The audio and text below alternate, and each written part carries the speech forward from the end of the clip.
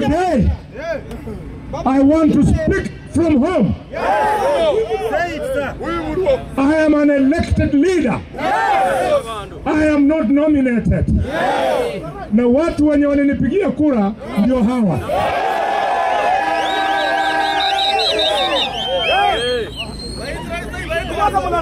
Mimi sijaisikia hapa Mshangala, hapa Isulu, sijaisikia kwamba kiongozi mwingine yeyote ameitisha mkutano ya kuchukua maoni ya wananchi. Alikuwa mimi peke yangu.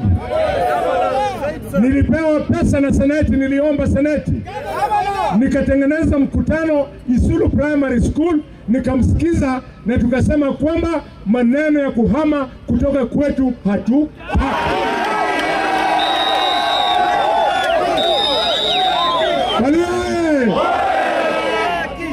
Hiyo ndio mimi nilisikia mkiniambia na mimi nikaambia serikali.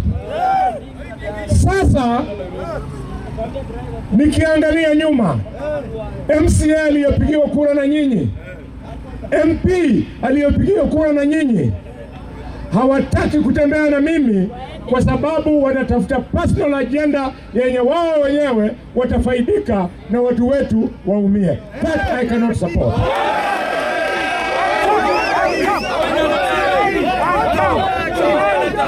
Thank you.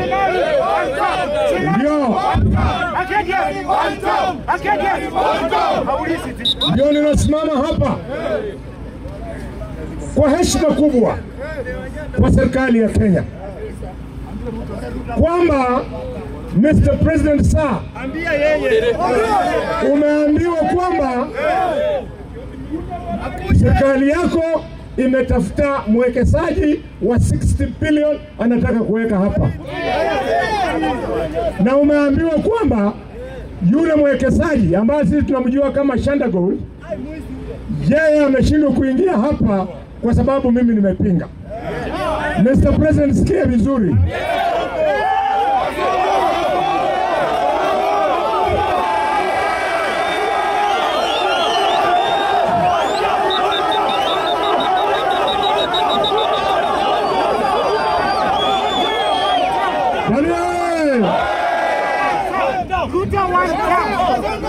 Haijalishi Mr. President, haijalishi mwekezaji ni nani, haijalishi analeta mabilioni mangapi, ile kitu inajalisha ni kwamba kabla mtu aingie hapa lazima wajibu maswali yafuatayo.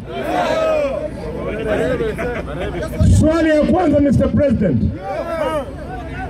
hii dhahabu yenye mnakimbilia, hii dhahabu iko hapa kwetu nyumbani katika ardhi ambayo ni ya mababu yetu. Sisi ndio wenye hiyo dhahabu, sio mtu mwingine.